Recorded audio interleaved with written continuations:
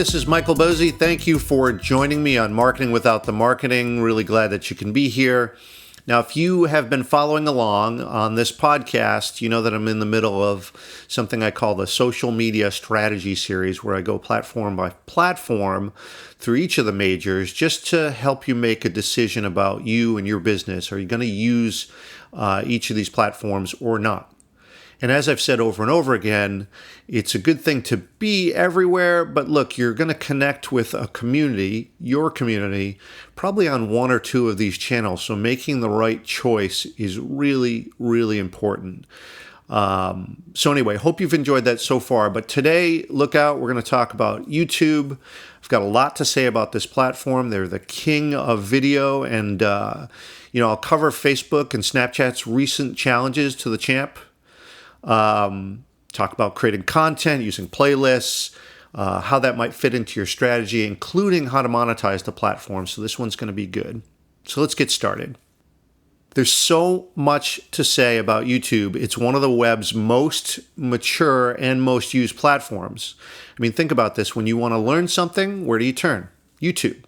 When you want to find music or that rare live version of a David Bowie song, where do you go? YouTube. And when someone actually becomes an internet sensation, what platform are they using? That's probably going to be YouTube.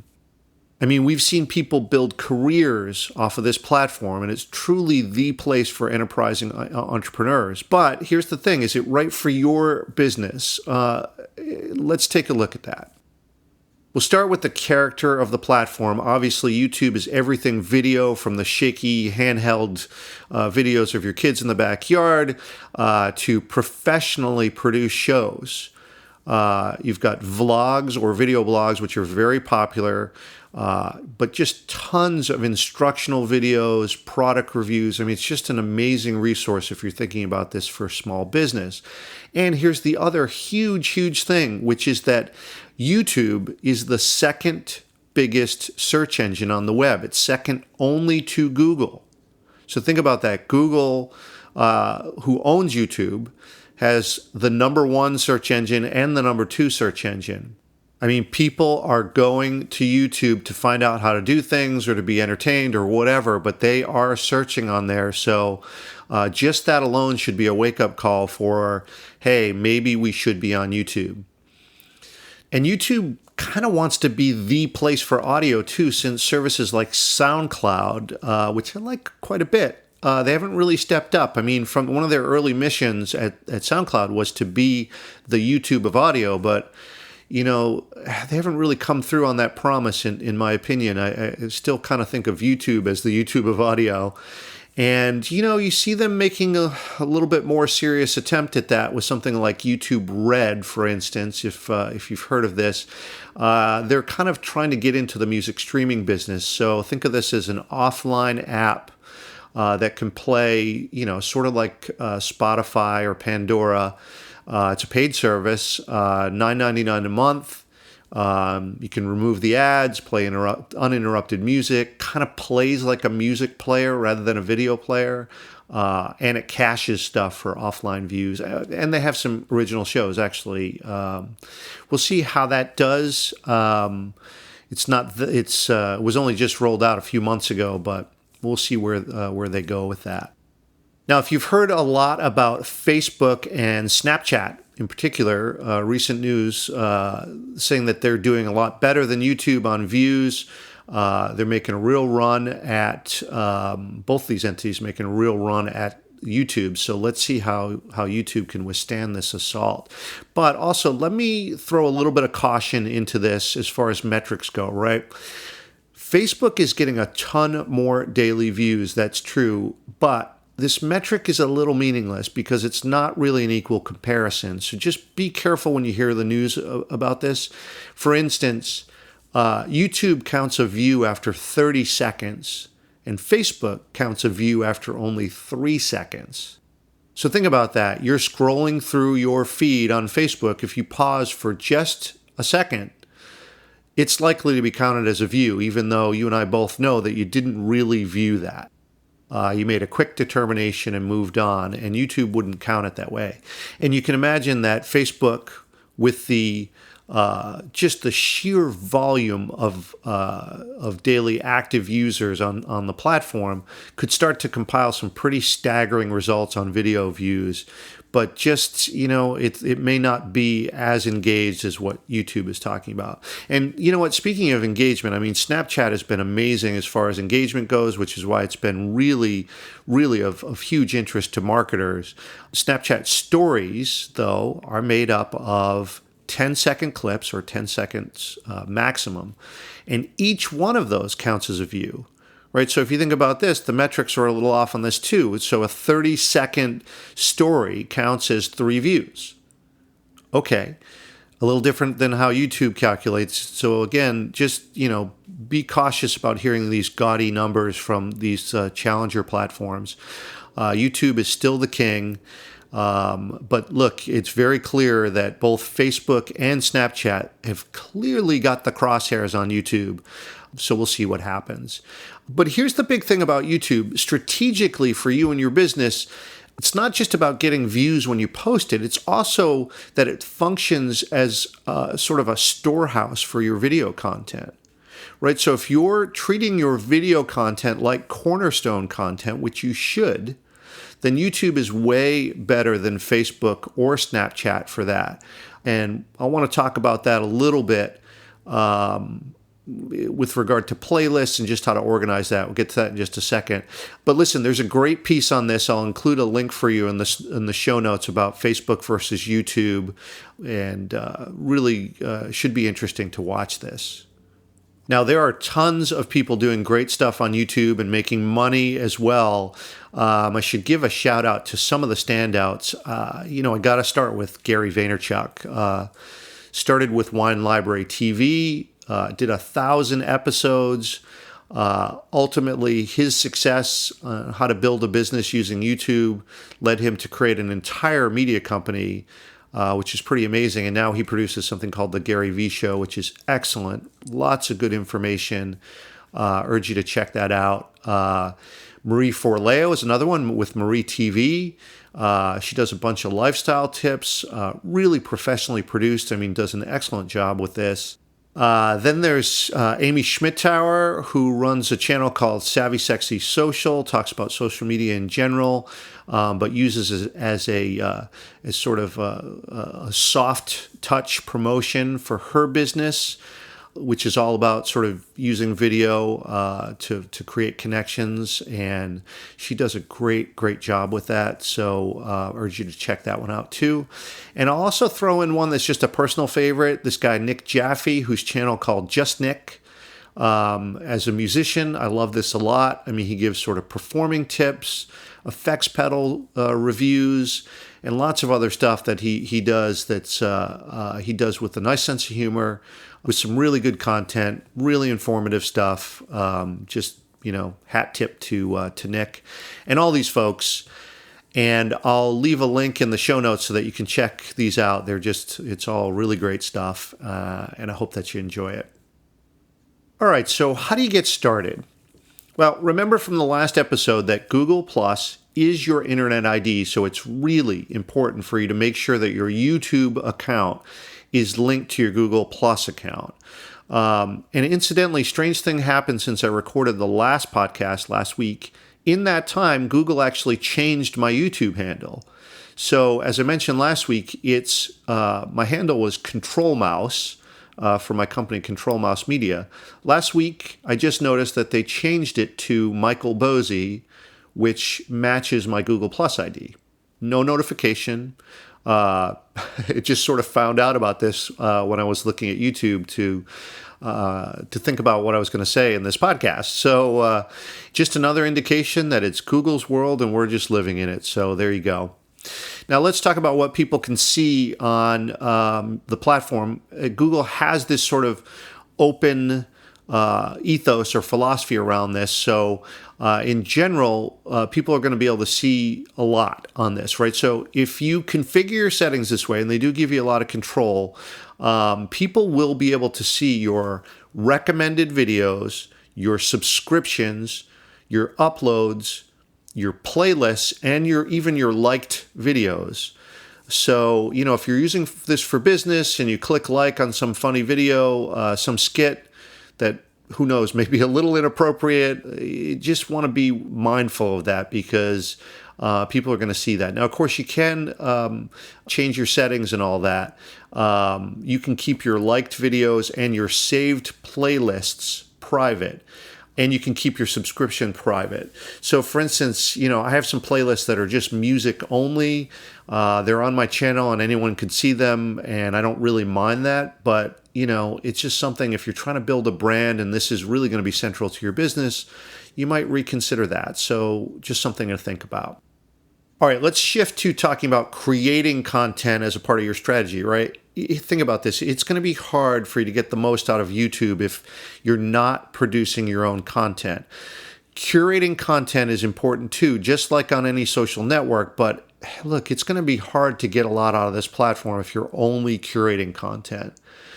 And when you are creating content, just like creating a blog post, keep the content very focused. With YouTube videos, as short as you can possibly make them and still deliver something of value that's very useful to the viewer.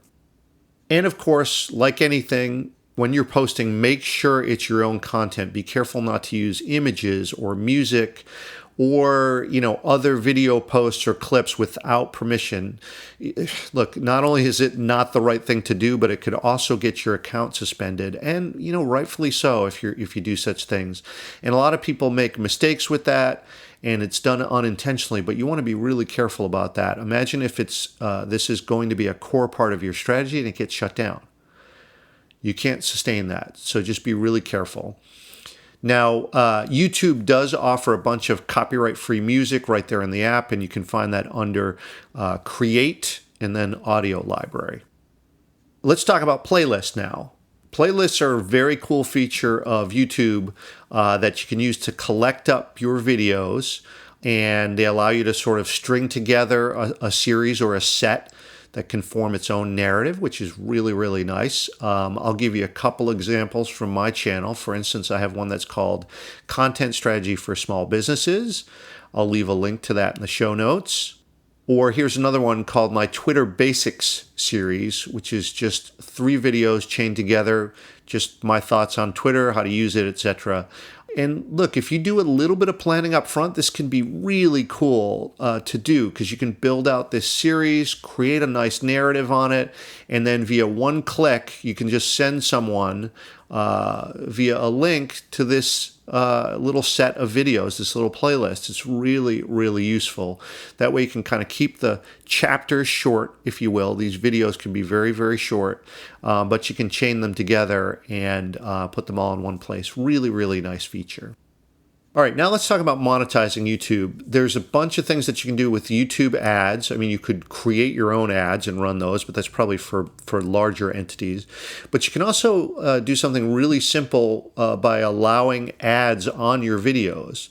And if you have an audience that's really engaged, you're getting a bunch of views, this could work pretty well for you. So I don't want to say that this is going to be something that's earth-shattering unless you've got, tons and tons of video views. But why not, right? You can make the determination if this is going to be right for you, right? So, for instance, your audience may not appreciate a pre-roll ad. And you may think, oh, I might run the risk of losing that view because someone has to suffer an ad. If you're an unknown, that might be legitimate. You might not want to scare someone off. You might value more that, hey, listen, let me make sure they see the video itself rather than having the ad run. But the kind of cool thing about YouTube is you can pick which videos to monetize and which ones not to. But in order to do any of this, you got to be in the YouTube Partner Program. You need to apply. It's very, very easy, but Google does need to approve you. So what you do is you click Enable under Monetization on the Features page, and then you link it to your AdSense account. And if you don't have an AdSense account, that's the thing that you got to apply for. Very, very simple to do. Just follow the instructions on there, and fingers crossed, hopefully Google approves you, and then you're ready to go. And, Google has a bunch of different tools for this under something they call the Creator Academy. And I'll leave a link to that in the show notes as well. Find this to be very, very helpful in just how to set it up, strategies, how it works, all that. Now, whether you're using ads or not, YouTube is just really great about statistics and analytics, in sharp contrast to Google Plus, which is not very good at that. Think about this. Any public video, provided you've set your settings this way, generally you're able to see views, likes, and dislikes, the little thumbs down icon. Those things are public on pretty much any video. Almost no one shuts that off in settings. But the advanced features are amazing. So that would include watch time, the average view duration, geography, gender, traffic source, and these are all on a dashboard that only you can see, which is at youtube.com/analytics. Very, very cool stuff. So once you get using the platform, this type of measurement is really, really useful to you in your strategy, because you can see which ones are connecting and which ones are not. Try to make determinations as to why or why not. What are the things that are affecting your views? Is it the way that you promoted it? Is it the content itself? Is it the meta content around it? You can do all sorts of tests with this, and because they give you so much data on this, it can actually make those tests really meaningful. So I'd urge you to include that as a part of your strategy if you're going to use YouTube. All right, so let's sort of wrap this up with an overall strategy. If you could produce video, this is an incredible platform for you. And if so, it could be your primary platform. But the big thing is, and really the big question, can you produce video? If that's a no, then that allows you to rule YouTube out right away. Not that you can't be doing stuff with just curation, but like I said, this is going to be hard to do if you're not producing your own material. So that would be the primary question that you want to ask before you get started, obviously.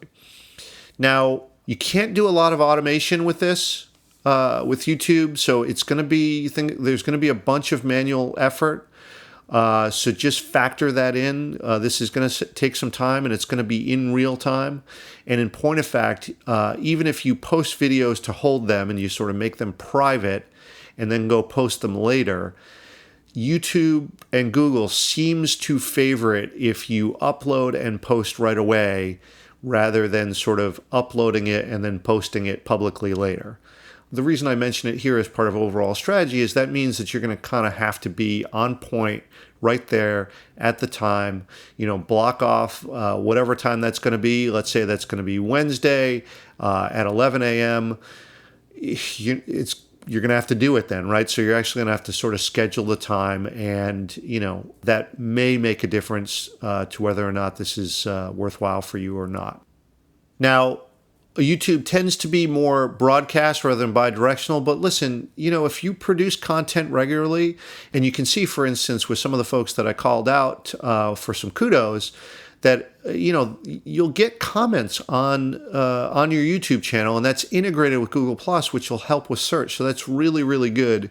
But you're probably going to start just by thinking in more of a broadcast term. But with any of these social platforms, the ultimate aim is to get nice and bi-directional, but it's going to take a little bit of time to get that cranking. So that's about it for YouTube. Hope that you find that to be helpful, and hope that it helps you make a decision up or down. Am I going to use YouTube or not? Can be really great just for the sheer power of the platform. But like anything, it's got to be right for you. So now let's hear from you. Have you been using YouTube already? Have you been planning to? Why or why not? Or maybe you've been getting a lot of success with it or have changed the strategy. I would love to hear from you. If you would, leave a comment on the show page or directly in iTunes if you like. And while you're there, if you would leave me a review, or even easier, a star rating. Super easy to do. Just throw some stars my way. I would really appreciate that. And I'll leave a link in the show notes, so that's super, super easy for you. And I really appreciate it. As I've said before, it helps other people find the show. So it means a lot to me. And even though I hate to ask, I feel like I have to. So, all right. Anyway, that'll about do it. Hope that you found this to be helpful. And we'll see you next week.